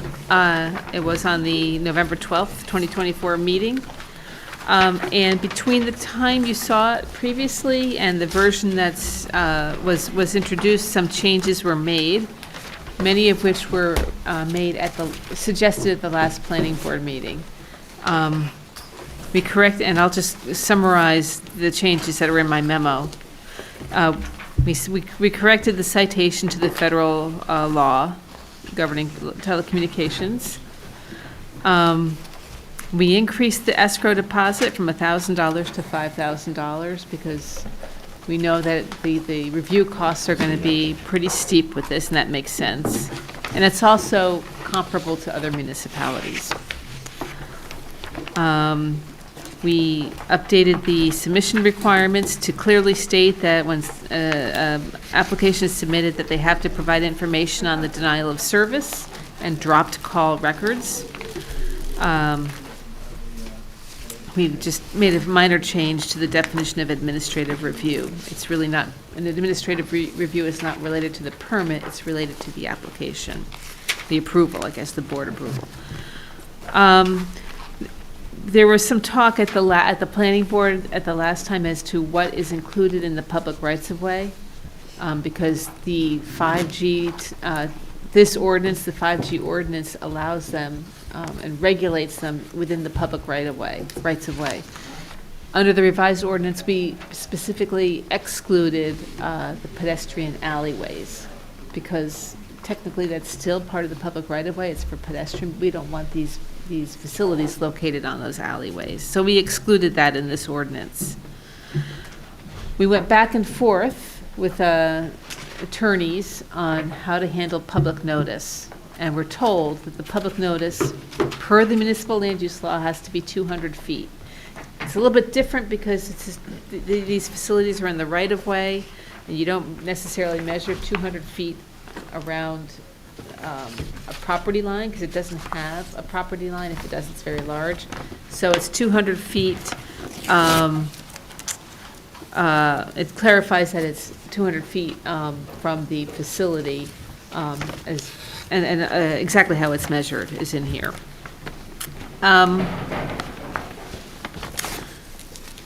We reworded the location requirements because right now, when on this revised ordinance, if all applications, they all require site plan approval. It's a permitted use in non-residential districts, and assuming they come in, it would come to the planning board for site plan approval in non-residential districts. And we clarified in which situations where it's a conditional use, and what the conditions are in the residential districts. So normally, if it meets all of the conditions for the conditional use, it will come to the planning board for a conditional use permit in the residential districts. If it doesn't meet all of the conditions, then it goes to the Board of Adjustment for site plan approval and a conditional use variance. So we had to clarify the use requirements to clean that up a little bit. We added public art, a public art requirement on equipment cabinets in the commercial districts. We clarified the requirements for random testing and inspections. We added maintenance requirements. I think that was one of the other things that the planning board wanted. And we went through each of the zone districts and specifically amended the requirements for each zone district, identifying where it's a permitted use, where it's a conditional use. So it's not just referenced in the telecom section in the ordinance, it's actually reinforced in each zone district. So I believe we had, we worked hard to make sure we identified and responded to all of the planning board comments in the version that was introduced by the council. Did the commercial height go to 35? It went to 35. Yeah. I forgot to mention that in my memo. I got one comment about the definition of it. Well, actually, there's one. Is your mic on, just to be sure? On page 3, just a little typo, in front of the 19, I think that's section A in the 20228. So if you put an A period in front of that, it would work. But then the bigger Which, Say that again? see where the 19 is in parens? 19 is page 3. which section? 202-28 application fee, page 3. Yeah. It's, 19 is a part of A period. So just put it, the section is A period and then 19. Check it out. I mean, I'm not, it's a minor typo. If an A belongs there, then go with it. Yeah. Capital A. But the main thing is that, and I raised this before and I wasn't articulating it very well, the definition of a municipal right-of-way, and we talked about what the county can control and what Montclair can control. So and I sent an email to Arthur, Janice, and Keith after the last meeting, and then I totally forgot about it, but I would really like Montclair to be able to control what the county does. And I looked at the Milburn ordinance, and I sent you guys a copy of that, and it basically states that the municipality can trump the county, and it cites a state statute. So I just want to make sure that on Bloomfield Avenue, which is a county road, and we have all these county roads that, in fact, these things will probably be located a lot in county roads, that we have confidence that that Montclair, not the county, can control this. Because that's the whole point of this, is being able to control it. And I don't see it here, and I don't know if I'm right. But Milburn has it, and they actually say, this term, the municipal right-of-way, also includes any other area that is determined by the township to be a right-of-way in which the township may allow the installation of poles, cabinets, blah, blah, blah, as well as rights-of-way held by the county of Essex, where the township's approval is required for use of the same by this law. And I gave you guys a copy of the law. So it seems like Milburn and other communities have said, hey, man, it's not just the municipal stuff. We can grab onto the county and control them. So, and that was just an email I sent a while ago. I blame myself for not following up on it, but so if the county want to do stuff on Bloomfield Avenue, the question is, can we control that? And I think this ordinance should be able to control that, because that's an important street or Valley Road or whatever the county roads are. And that's a big question that I can't get from this. I can't get an answer to. I believe we left that answer to that question to the township attorney. Right now, under the definition of public right-of-way, it doesn't say that it's municipal or county or state. The definition just includes the area on, below, or above property that has been designated for use as or is used for a public roadway, highway, street, sidewalk, or similar purpose, period. So we don't distinguish between the county and the municipality and the state. It applies to any right-of-way. It would still be helpful to determine if Tony's reading of that statute is correct. That's correct, Yeah. but we punted that, no, I should say punted. We asked the Janice. township attorney to follow up on that. Okay. And didn't want to, and as I understand, we didn't want to delay the introduction of Right. this I think ordinance that's fair. because of that. Well, I think that if Montclair is asserting its rights, it would assert its rights over what it owns and not what someone else owns through easement or right-of-way. So, and that's maybe why Milburn called it out separately. I don't know. I don't disagree, but I also think the public right-of-way definition is pretty unambiguous in that it's not separating out anything. And so I feel pretty good about that. But yeah, I think there's no downside to Montclair making sure it has control over county right-of-ways. So if someone Yeah. did put something on, if Verizon did something on Bloomfield Avenue, according to this ordinance, we could control that. It seems to me that's the intention. Yeah. Okay. And also, Mr. Burr confirmed to me that he will discuss this with the county, and he didn't think there was any issue at all. So, Okay, so yeah. that's good. Yeah, I have that from him, yeah. So Verizon would never go to the county to do something on a county road. They'd always have to speak to us. That's correct. That's Okay. correct. Is our purpose here consistent or inconsistent with the master plan? I believe. Plus any other That it recommendations is we'd like to consistent make? with the master plan. I think that was my recommendation in my previous memo, that it is consistent with the master plan. I had one quick question. Yeah. On page 9, it talks about how in section C, part G, small cell wireless facilities may only be located on private property when the use is non-residential. I know we had discussed some concerns around some of the larger apartment properties, possibly not being able to get service, given how the range of these structures. Just something I wanted to make a note of to make sure that no one in town is uncovered because of that requirement. I guess we'll have to, I mean, we'll have to see how this lays out. You know, this is a new type of infrastructure and facility that we haven't seen before. But it sounds like if it's located in a residential zone, they could come before this board, right? Right. For a conditional use. Right. To say, hey, we've done the evaluation, we need a box on the roof in the middle of this multifamily dwelling unit. Is that how it would play out, or it's the intent? I think that's the intent, yes. Okay. Yeah, then I'm satisfied that there's a mechanism for somebody to say, hey, we need this and this is why. Which I think is helpful instead of giving just blanket, go forth. I would just like to recommend a change of a word on page 15 in H, second line down. It says liability corporation. It actually limited liability corp. There's no such thing. It's a limited liability company. Oh. That's some good editing. Yeah. I learned from the best over here. I missed that one.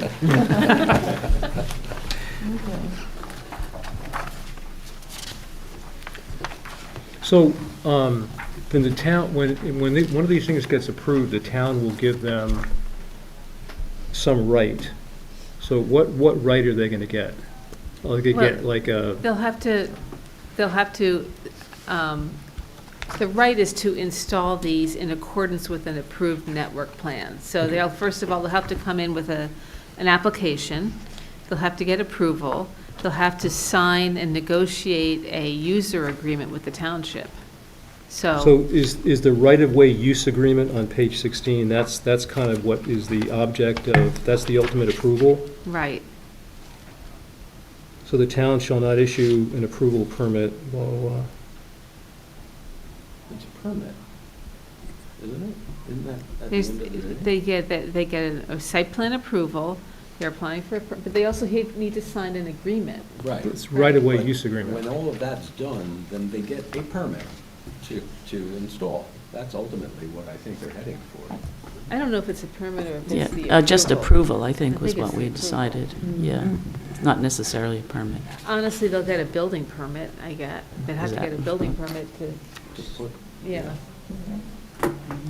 So on page 17, when we talk about this right-of-way use agreement, that'll be granted, it says the agreement authorizes only of the public right-of-way in which the township has an actual interest. So there again is my question about the county. If we don't have an actual interest in the county right-of-way, do we need protection on that? That's in page 17 in C. Okay, perhaps we can say the agreement authorizes, because that's a difficult question, because does the township have the right to authorize a use agreement on county-owned land?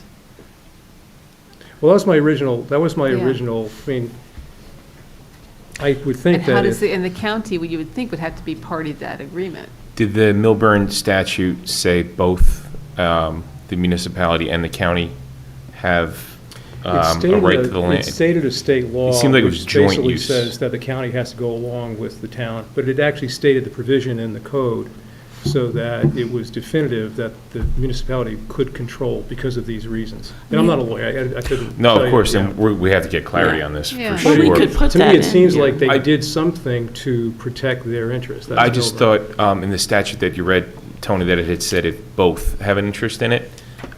So I guess in this instance, if we have an actual interest in it and the county has an interest in it, we would still be able to control. But I agree that we do need more specificity on that. Because if, I don't want to repeat myself, but if Yeah. the ultimate thing is to get this right-of-way use agreement, we're saying that we can only do it where we have an interest. And that's in our own roads, not in the county's roads. We'll have to talk to the township attorney about how to, Okay. and probably reach out to the county as well. How to negotiate. Well, that's what he was going to do. He would get approval from the county on this, or their input on this ordinance. Yeah. Yeah. So, So it sounds like our recommendation is to seek that advice and to make sure that, to the best of our ability as a township, that we can control township roads, Overlap, even if yeah. it's a county right-of-way. Or I should say roads in the township instead of township roads. I mean, it has to have done before. We have other telecom stuff on county roads, right? well, not that we've had approval on, we're not this type of facility. Clearly, there's cable lines. Well, there's cable, that's what I'm saying. There's Right. other, and they're installing. Optimum is Yeah. going all over the place. And they get So they must have agreements some. with the township to provide cable service. So Yeah. it's probably akin to that. Yeah.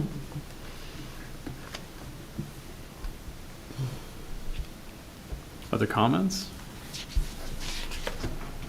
Just want to highlight Do one we thing have from. 5G? Excuse me? Do we have 5G yet? Are these things around yet? Yes. Yeah, because My phone my has phone it. lights up They say 5G, so Yeah, there must that's be. a lie, though, I think. I mean, I don't know where they're broadcasting Yeah. from, Yeah, but I my think phone that's a has it. lie. I think if you have a newer phone, it says 5G, but it's really not. Oh, That's what we've been told, that there's no 5G. False service in advertising. Montclair. No, your phone is ready I'm pretty sure my phone does say 5G. Yeah, everybody's It phone. does Yeah, right but now. newer phone, it says 5G, yeah. Well, maybe it doesn't. The one thing I just want to highlight from the unified land use and circulation element is one of our township goals is encourage public realm and private development that maintains the scale and character inherent in the diverse and historic neighborhoods of the township. And I would, kind of say even beyond the historic neighborhoods, all of the neighborhoods in the township is one thing that comes through on this element. So with that, I would say it is consistent with our master plan and would move to send that recommendation back to Township Council along with the recommendations that we've discussed here tonight. Okay. So Janice, with respect to timing, do you think we could get this on the next council meeting's calendar? Or is there not enough time to, announce it or whatever you have to do prior to the council meeting? Oh. I mean, I'm anxious to get this going. I can get the report back by the end of this week. Okay, great. Because I'll be leaving really early tomorrow morning. I know. So for the December, we'll see. I don't know what the. The timing is. Yeah. What the, she's going to have to publish notice. Yes. So it's probably going to be the second December meeting by the time she Oh, publishes okay. notice. Okay, thank For the you. second reading. Mhm.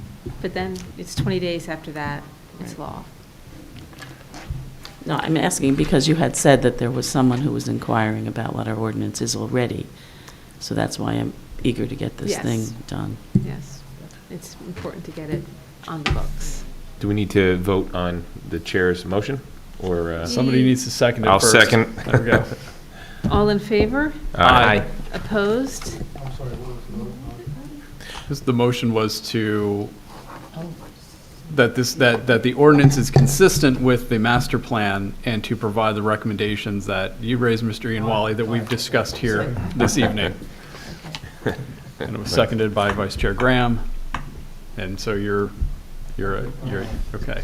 Anyone opposed with that clarification? No. Okay, great. Okay. And can I just say thank you very much to Mr. Harrison and Susan Aptman, who worked really hard on this with me over the summer, trying to sort this out, and to Janice and Paul. And who else am I missing? But thank you. Okay. Next up, we have planning board priorities for 2025.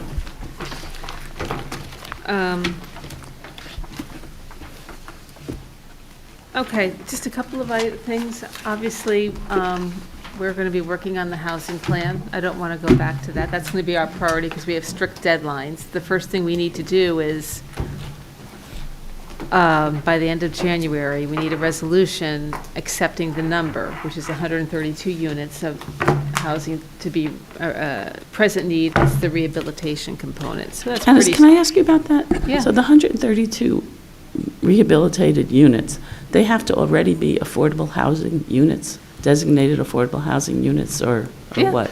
So they have to already be on our list of affordable But housing we don't units? have, no. Oh. the present need is a calculation, and they calculated that we have 132 units that are deficient, that are occupied by low and moderate income households, and that we need to provide funds to improve those. Yeah, but how do you find out? How do you determine what units they are? If You don't. All you do is you establish a program. You know, you establish, just what we did before, because that's what we had previously. We had a fairly significant rehabilitation component. You create a rehabilitation program, and you make it available to people who live, to low and moderate income households, to make improvements to bring their house up to code. And that's why you send out a building inspector. It's not to, put in granite countertops. No, I get it. But it's Right. to address code compliancy. Yeah, I'm just wondering how you identify those properties. That's all I'm Well, trying the to- way we identify Yeah. those properties is you identify the eligible households first. You identify the eligible households, and when they come in, then you do the inspections to find out what about that house is non-compliant with the code. So how do you identify eligible households? By advertising, and by we had workshops, at least once a year, and invited people to come.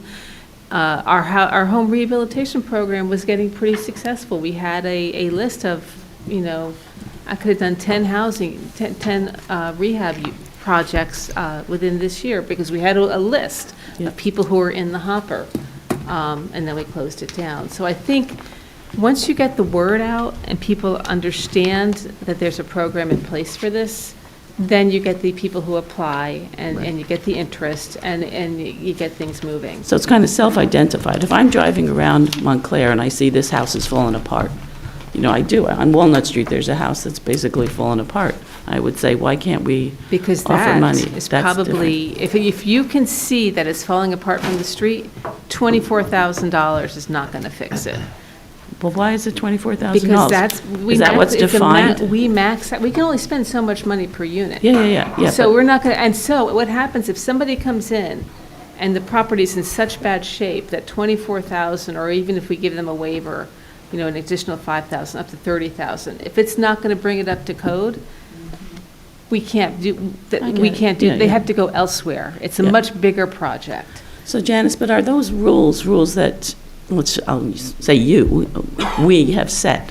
Or are No. those rules that are in the, Those are rules that in the- are in the Uniform Housing Affordability Control requirements. part of this? Established by thing? the state of New Jersey. Okay, so we can look and we can see what those requirements are. They're being And then- rewritten. Oh, they're being rewritten. I've been told that, by the end of the year, we'll have the new rules in place. So that's the way the rules have been up till now. The planners and affordable housing professionals don't know where we're going with the uniform housing affordability controls. So we'll be focusing on that next year when the new rules come out. We'll get a new administrative agent. Once we know what the rules are, and I can work with the council on how you want to address this, we can target neighborhoods. But I can't say we're going to give money to you, but not to you. Yeah, I get it. You Yeah, know? yeah, I'm just trying to understand the process, really. Right. And I didn't Okay. really get it, the process kind of is defined in the regulations that have best been Absolutely. promulgated. Yeah. As you can understand, it's very tightly controlled Yeah. in the state of Yeah. New Jersey. Mhm. All right, so the first thing we need to do, and after Thanksgiving, I'll be focusing on getting a resolution approved by the council, accepting the number of 132 units. And then, once we do that, we're in the process. We will protect ourselves from potential builder's remedy lawsuits. I don't think we're really at risk of getting a builder's remedy lawsuit, but I do think we need to follow the rules. Let me just ask you, do builder's remedy lawsuits stem out of rehabilitation obligations or just? To my knowledge, it never has. Yeah, I thought that was just for new build. It's usually for a prospective need, Yeah. new Mhm. construction. Right. So we have no prospective But need. you so- never know, so Yeah. you never know. And the requirement of 132 rehabilitated units over 10 years, it's not divided into 13 each year. You can do none in 1 year and 26 the I next, think- or? Well, when I do the housing plan, I always say, well, 132 units sounds like a really high number. It's not. But yeah. if you say it's 13 units a year, I think that's achievable. Because honestly, there's a lot of work that's involved in administering these programs, and to do 20, 30, 40, that might be really hard. Mhm. So I think that's just the approach that we say, we'll try, our goal will be to do 13 units a year, you know, primarily through the township, but the county also has a program, and as long as both programs are tailored to meet the requirements in the UHAC, the Uniform Housing Affordability Controls, we'll be able to get the necessary credits. And there's no reason to dispute the 132 number. I don't think so, because at the end of the day, if you don't rehabilitate 132 units, I don't think we leave ourselves, as long as we have a program and we are running a program and not ignoring it, then I don't think we're at any risk of a lawsuit, of not fulfilling our obligation. No. Arthur agrees with me. Yeah, no, I don't think that would Yeah. happen. They're much bigger fish to fry. I understand. I just want to make sure that we've dotted all our i's and Right. crossed all our t's. And if we had to do 50 units versus 132, that would be I better mean, for I us. think it's healthy, you know, we don't have to do, create new affordable housing. Right. That's where, do you want to do that? That's a You know? council decision, yeah. Right, that's a township decision. What do you want to do? So, Right. And we have the luxury of being able to do what we want to do and not what we have to do. That Within the is- laws, as long as, we have to That's operate the within key, the yes. laws of if we're using money from our Affordable Housing Trust Fund, we have to follow the regulations as to how that money is spent. Mhm. Okay? Affordable housing, it's a regional thing, and if you look at it, Montclair has met its requirement. But you look at, I think it's Cedar Grove, they have 178 units, and Glen Ridge has 170, or maybe that's reversed, but units of affordable housing that they are supposed to. Right. And West Orange has 660. It's just pretty outrageous. Should give ourselves a pat in the back Well, for. We're exempt from a prospective need requirement by virtue of being I an know. urban aid municipality. So that doesn't mean saying we've met our obligation implies that there was an obligation put upon us, but there wasn't. There And so used I to be. think, There used to be. there used to be. Yeah. And But so it's- up until this point, we have been meeting those obligations. But, yeah, I think it's important to distinguish that. No, but it also says that we're kind of densely populated.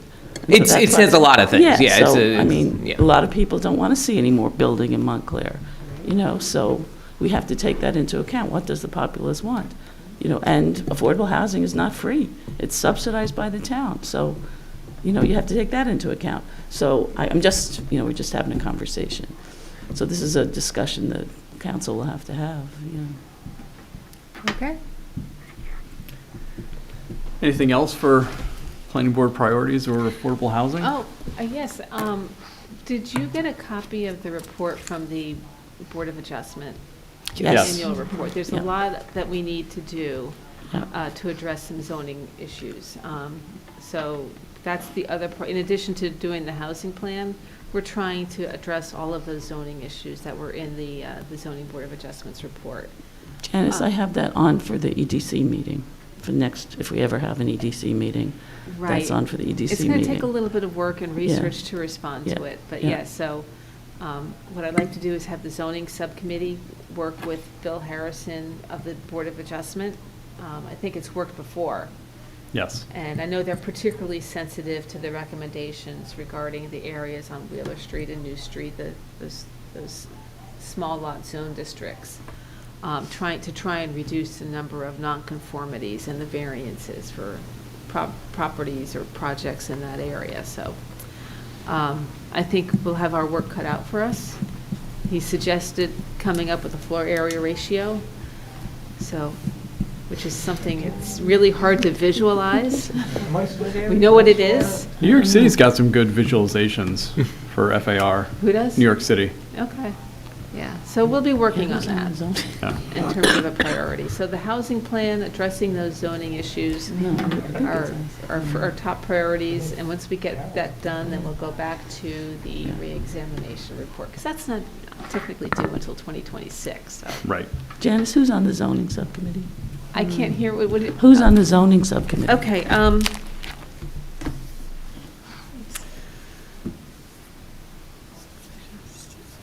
oh, Carol, Jake, and Tony. Okay, Sounds good. all right. I wanted Do to we, yeah. go mention ahead. something for the board to consider for 2025. It was discussed probably 2 years ago, but we've had some turnover since then. I wanted to just throw out the possibility of starting the meetings at 7 o'clock, just a bit earlier. We've got a lot of big applications that are going to be coming our way, and having that extra half hour may make all the difference. And just making sure we have everyone present and awake and able to participate actively.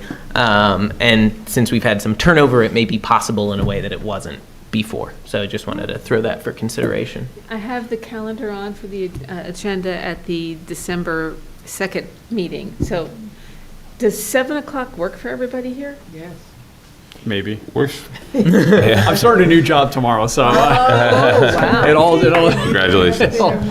I know, I'm going to be up in White Plains, so probably. Push it back there. But I'm going to push it back to 8. No. If I should have a general sense of what time I get back. Okay. And you all shouldn't decide just for me, but that would be a concern or a Be nice to have consideration. chair here. I would appreciate it. But, if we can, if we decide 7 o'clock, then I would also say we should consider changing our bylaws that we don't take any new witnesses after 10 instead of 10:30 to kind of Yeah. match that shift. I would agree. Well, except for like 20 minutes of Jeopardy before. Set your You'd have to record it. I think we should probably also make sure we get the input from the board members who are not here Correct. as well, make sure that they're available. I would keep the 10:30 time limit because we're starting earlier. I think we can still end late if we need to. That would just be my 2 cents on keeping the 10:30 time rather than 10 o'clock for final witnesses. It's great, half of the council meetings have ended at 1 a.m., so. Well, that's just not 10:30 taking sounds new great. witnesses after 10 or Yeah, the 10:30. kids That still- doesn't mean we're done. If it's parking, Carmel, we're going all night, so. I love to say Yeah. there's no good decisions are made after 11 o'clock at night. So So 10:30 to All- 11, we're fine. all things to consider, let's, Ms. Talley, if you wouldn't mind reaching out to the rest of the board members and Okay. just let them know that that's a consideration, both things, starting time and also when we take new witnesses for the December 2nd meeting. I think that would be great. And the other item I'd like to bring to the board's attention is, we have 2 meetings scheduled for December, and I already have an application on the agenda for December 2nd. I'd like to cancel the December 16th meeting because we don't have any applications for that night, and I do know that that is the night that the township's having the holiday party for employees and the council members, so. Oh, yeah. I think Party that's fine. time, yeah. Yeah. All right, so I'll have the meeting calendar for the next meeting, we'll discuss that. And we have one telecommunications application on that night, Okay. okay? Do we have any committee reports? No? Okay. Bills? We do have bills. I would Payal, right? make a motion to approve the bills. Second. All in favor? Aye. Opposed? Abstentions? I would move to adjourn. Second. All those in favor? Aye. Opposed? Abstentions? Good night, everyone.